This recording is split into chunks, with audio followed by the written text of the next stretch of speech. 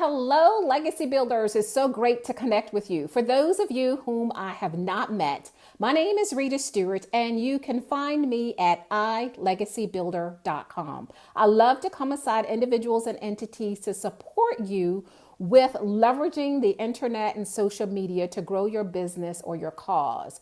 So today I want to share with you something I garnered from one of my friends in a mastermind group that we're in. And it's as it relates to follow up with perspectives. And Julie has a 3-strike rule. And I'm going to paraphrase for you what she states. And then I'm going to tell you a little bit about exactly what I'm doing right now in terms of follow up.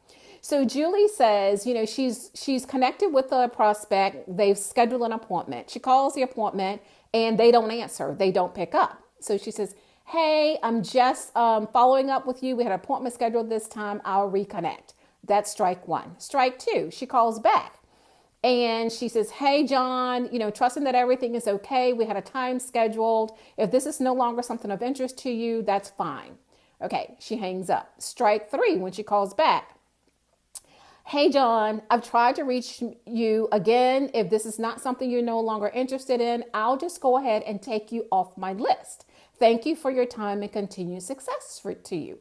Strike 3 is done. Julie has released this person. I think that's great. She knows what she does. She has her strategy set in place in terms of follow up. And sometimes following up could trip us up because we're so excited about the fact that we have someone who's interested in our product or service. So therefore, we tend to may not want to let them go. We need to let them go. We have a business and we need to move forward. So I like that. And I wanted to share it. I shared it with my private group and I wanted to share with you all.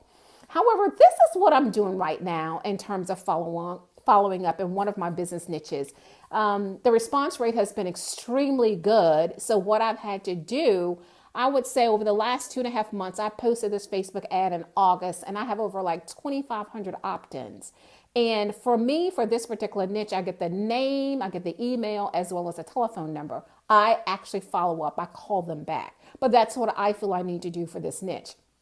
So what I'm doing when they do follow up, when they do opt in to my list, I give them a call, but I only call the people who, once they opt in, there's an additional step where they have the opportunity to request an interview with me. I call those opt-ins first because they've taken another step, an additional step to request an interview with me. And that's a big deal.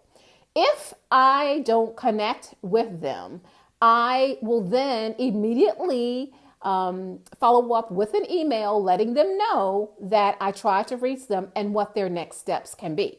So I'm able to then at that point release them because they're also in my funnel. They're in my email series, so I know that they're going to hear from me. And the other thing is I also am very intentional about sending a live email once a week to that particular audience or that particular list. So that's critical. So then what I do is go ahead and follow up with others who have opted in. And because I have like over 2,500, as I've said, who've opted into this so far, I have to keep moving. I don't need anyone, pulling me along as if though they're interested and they're no longer interested. Now, at some point in time, should this lead source begin to dry up, I may go back and make the second call, but I'm not going to drag it on. And I think that's the point that Julie is saying. We've got to let go and move forward. I've also shared with you here a blog article that I wrote a couple of months ago in terms of a follow-up strategy. And this particular, what I'm talking about right now, particularly relates to step 3 in that article. So I hope you find this tip helpful. I encourage you to share this with someone who may be struggling with the follow-up process and just encourage them to move on. Share this with them. If you got anything from this, please do let me know in the comments how helpful it was.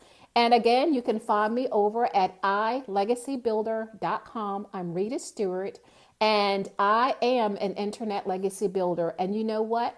I believe you are too. Until next time, blessings.